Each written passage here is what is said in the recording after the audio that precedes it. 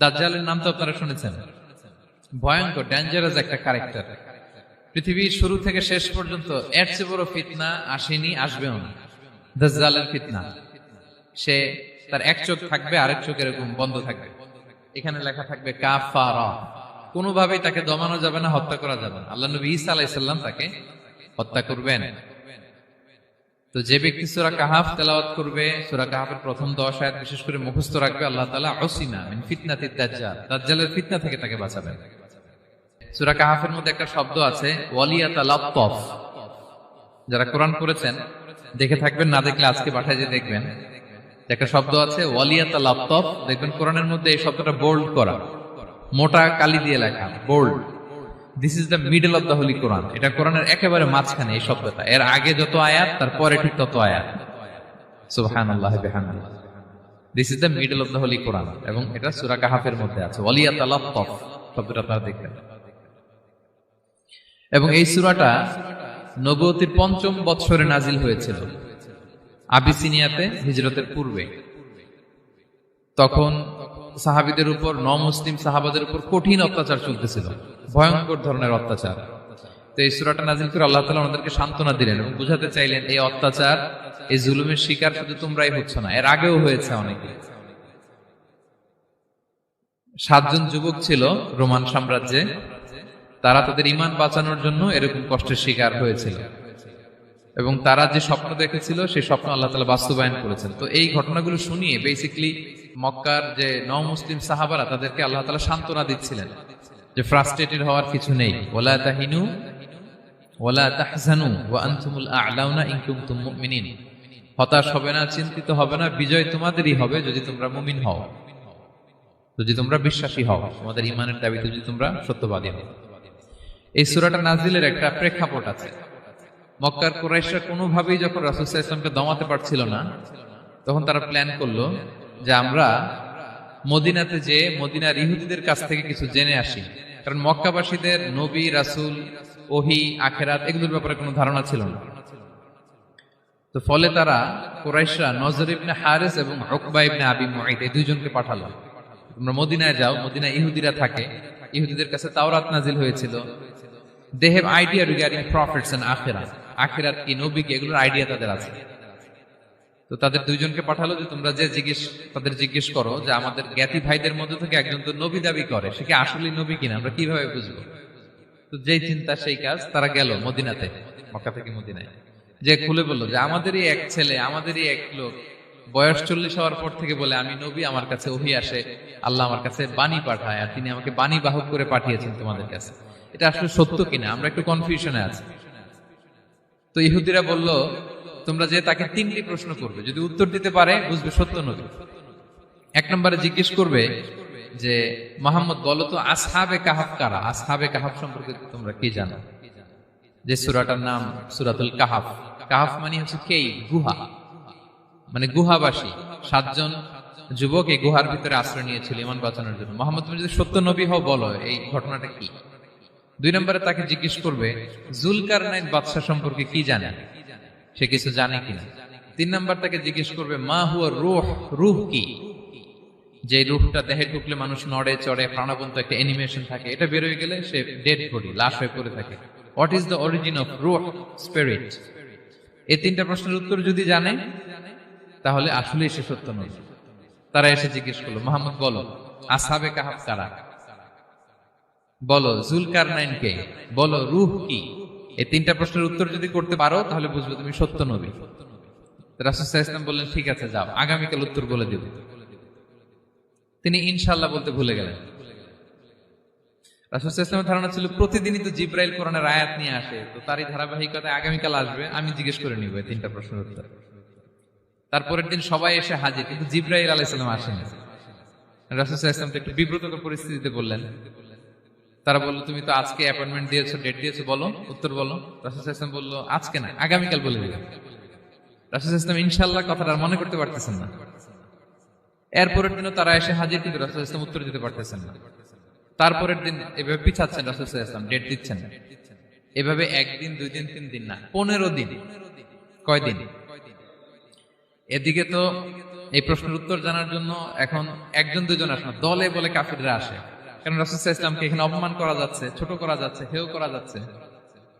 তারা এসে হাসাহাসি করে। আবু বকর, ওমর রাদিয়াল্লাহু আনহুকে বলে, দেখো তোমরা না বলছো সত্য নবী, উনি সত্য নবী হলে তো প্রথম দিন উত্তর দিয়ে দিতে পারতো, পারে না কেন? এটা থেকে বোঝা যাচ্ছে তিনি আসলে মিথ্যাবাদী। 15 দিন রাসূল সাল্লাল্লাহু আলাইহি ওয়াসাল্লামের জন্য এত বিব্রতকর পরিস্থিতি আর ছিল না।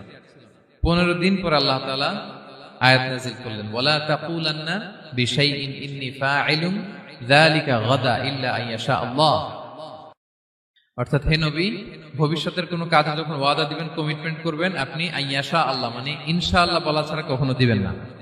রাসূল সাল্লাল্লাহু আলাইহি ওয়াসাল্লামকে শিক্ষা দেওয়ার মধ্যে দিয়ে বেসিক্যালি আল্লাহ তাআলা গোটা মুসলিম উম্মাহকে শিক্ষা দিলেন, আমাদেরকে শিক্ষা দিলেন, যাতে আমরা ভবিষ্যতের কাজে আগে ইনশাআল্লাহ বলি। তো রাসূল সাল্লাল্লাহু আলাইহি ওয়াসাল্লাম লেসনটা পেলেন। এরপর আল্লাহ তাআলা উত্তর জানিয়ে দিলেন, আম হাসিবিতা আন্না আসহাবাল কাহফি ওয়ার রহিমি কানু মিন আয়াতিনা আজাবা। টানা 2 পৃষ্ঠা উত্তর দিলেন আসহাবুল কাহফ কারা। তাওরাত, জাবুর, ইনজিলে কোথাও এত বিস্তারিত উত্তর নাই আসহাবে কাহফের ব্যাপারে। আল্লাহ তাআলা আল কাহাফ, সূরাতুল কাহাফ নামে গুহাবাসীদের নামে একটা সূরা দিলেন, বিস্তারিত 2 পৃষ্ঠায় বর্ণনা করলেন তারা কারা। কুরাইশরা তো তাআজ্জুব বনে গেল, ঘটনা কি, মুহাম্মদের উত্তর কিভাবে জানলো? সে তো কারো কাছে পড়ে নাই, লেখে নাই, এই দেশের বাইরেও কোথাও যায় নাই। দ্বিতীয় প্রশ্ন ছিল যুলকারনাইনকে আল্লাহ আয়াত নাযিল করলেন, ওয়াসআলুনাকা আন যিলকারনাইন কুল সাআতলু আলাইকুম মিনহু যিকরা। টানা আল্লাহ তাআলা প্রায় 1.5 পৃষ্ঠা, 1 পৃষ্ঠারও বেশি যুলকারনাইনের ঘটনা শোনালেন। আর রূহের কথা শোনালেন সূরা আল ইসরাতে, ওয়াসআলুনাকা আনির রূহ কুলির রূহু মিন আমরি রাব্বি ওয়া মা উতীতুম মিনাল ইলমি ইল্লা কালিলা। রূহ এটা আল্লাহর স্পেশাল একটা অর্ডার, আল্লাহর আদেশে এটা ঢুকে আল্লাহর আদেশে বের হয়। এটা কেউ ছুঁতে পারে না, ধরতে পারে না, দেখতে পারে না। এটা আল্লাহর পক্ষ থেকে একটা মিরাকেল। 3টা প্রশ্নের উত্তর যখন আল্লাহ তাআলা দিয়ে দিলেন, রাসূল সাল্লাল্লাহু আলাইহি ওয়াসাল্লাম তাদেরকে সাবলীল ভাষায় শুনিয়ে দিলেন। তারা অবাক হয়ে গেল। এইটা হচ্ছে সূরাতুল কাহাফ নাজিল হওয়ার প্রেক্ষাপট। এরকম একটা সিচুয়েশনে নবুয়তির 5ম বছরে আল্লাহ তাআলা এই সূরাটা নাজিল করেছেন। এই সূরার কিছু ফজিলত আছে। রাসূল সাল্লাল্লাহু আলাইহি ওয়াসাল্লাম জুমার দিনে এই সূরাটা আমাদেরকে তেলাওয়াত করতে বলেছেন। আপনারা তেলাওয়াত করেন তো? সূরা কাহাফ যদি জেনে না থাকেন আজকে থেকে করবেন। রাসূল সাল্লাল্লাহু আলাইহি ওয়াসাল্লাম বলেছেন যে জুমার দিনে যে এই সূরা কাহাফ তেলাওয়াত করবে, মান ক্বারা সূরাতাল কাহফি ফি ইয়াউমিল জুমআতি আদাআ লাহু মিনান নূরি মা বাইনাল জুমআতাইন। 2 জুমার মাঝখানে আল্লাহ তাআলা এই জুমার সময়টাকে তার জন্য আলোকিত করে দেয়। কি করে দেয়? আলোকিত করে দেয়। একটা নূর তার জন্য সেট করে, এই নূর তাকে হেদায়েতের পথে অবশিষ্ট রাখে। এটা হচ্ছে একটা। তাহলে জুমার দিন আমরা সূরা কাহাফ তেলাওয়াত করব, মনে করি এটা সুন্নাহ। জুমার দিনের সুন্নাহগুলোর মধ্যে থেকে একটা সুন্নাহ হচ্ছে সূরা কাহাফ তেলাওয়াত করা। আবার আরেকটা হাদিসে রাসূল সাল্লাল্লাহু আলাইহি ওয়াসাল্লাম বলেছেন, মান হাফিযা 10 আয়াতিন মিন আউয়ালি সূরাতিল কাহফি উসিমা মিন ফিতনাতিদ দাজ্জাল। যে ব্যক্তি সূরা কাহাফের প্রথম 10 আয়াত মুখস্থ করবে সে দাজ্জালের ফিতনা থেকে মুক্তি পাবে। তা আমরা দাজ্জালের ফিতনা থেকে বাঁচতে চাই কি চাই না? আমরা যেন সূরা কাহাফের প্রথম 10 আয়াত মুখস্থ করি। সূরা কাহাফ যেন জুমার দিন আমরা তেলাওয়াত করি। So now the question arises, what is the relationship of Suratul Kahf with Dajjal? দাজ্জালের সাথে সূরা কাহাফের রিলেশনটার কারণ কি? একটা মেকানিজম তো এখানে আছে। এত সূরা থাকে, রাসূল সাল্লাল্লাহু আলাইহি ওয়াসাল্লাম কেন বলেন যে সূরা কাহাফ পড়লে দাজ্জালের ফিতনা থেকে বাঁচবে? কারণটা কি? এর কারণ হচ্ছে দাজ্জাল আমাদেরকে যে সমস্ত জিনিস দিয়ে ফিতনায় ফেলবে, ওই ফিতনাগুলোর সলিউশন আল্লাহ তাআলা সূরা কাহাফের ভিতরে রেখে দিয়েছেন। দাজ্জাল 4টা জিনিস দিয়ে আমাদেরকে ফিতনায় ফেলবে। Trial of faith, 1 number. ঈমানের পরীক্ষা সে আমাদেরকে ফেলবে, আমাদের বিশ্বাস নিয়ে ছিনিমিনি খেলবে সে। এটার সলিউশন আছে সূরা কাহাফ, আমি বলবো আস্তে আস্তে। 2 নম্বরে দাজ্জাল আমাদেরকে ফিতনায় ফেলবে, দ্য ট্রায়াল অফ ওয়েলথ, সম্পদ দিয়ে সে আমাদেরকে ফিতনায় ফেলবে। 3 number the trial of knowledge, জ্ঞান দিয়ে সে আমাদেরকে ফিতনায় ফেলবে। 4 number the trial of power, ক্ষমতা দিয়ে সে আমাদেরকে ফিতনায় ফেলবে। দাজ্জাল 4টা জিনিস দিয়ে আমাদেরকে পরীক্ষায় ফেলবে। কয়টা? 1 হচ্ছে ঈমানি পরীক্ষা, 2 হচ্ছে সম্পদ দিয়ে পরীক্ষা, 3 হচ্ছে জ্ঞান দিয়ে পরীক্ষা, 4 হচ্ছে ক্ষমতা দিয়ে পরীক্ষা। সে ঈমানের পরীক্ষায় আমাদেরকে ফেলবে। সে এসে বলবে আমি তোমার রব, এবং এটা প্রমাণ করার জন্য যা যা দরকার আল্লাহ তাআলা তাকে সব দিবেন। সে সব করতে পারবে। সে বলবে আমি তোমার রব। যদি বিশ্বাস না হয়, তোমার বাবাকে যদি জীবিত করে বিশ্বাস করবে, অনেকে বলবে হ্যাঁ আমার আব্বাকে জীবিত করে দেখান, তো তার বাবাকে ঠিকই সে জীবিত করে ফেলবে। আসলে শয়তান তার বাবার সুরাত নিয়ে সামনে দাঁড়াবে, আরে তাই তো, এটাই তো আমার বাবা, এটাই তো আমার দাদা।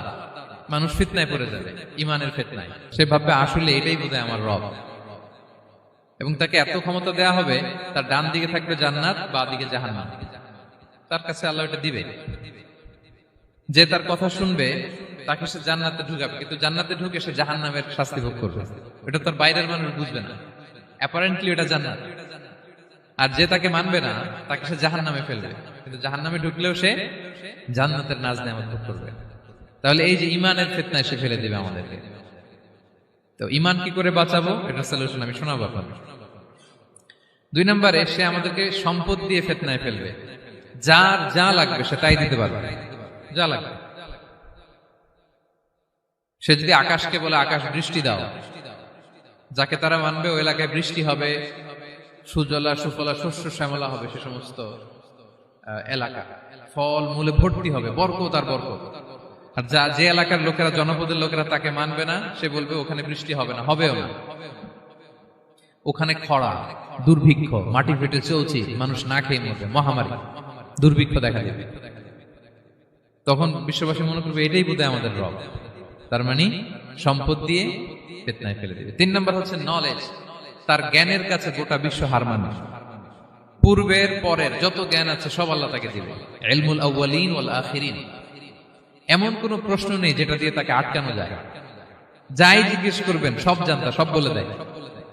ভবিষ্যৎবাণী বলে দিবে, বলবে আগামীকাল ওইখানে অমুক দেশে বোমা বিস্ফোরণ হবে, হবে ওইখানে, ওখানে দুর্ভিক্ষ হবে, হবে, ভূমিকম্প হবে, হবে। সে যা বলবে তাই হবে। তার জ্ঞানের এই বহর দেখে মানুষ ফিতনায় পড়ে যাবে।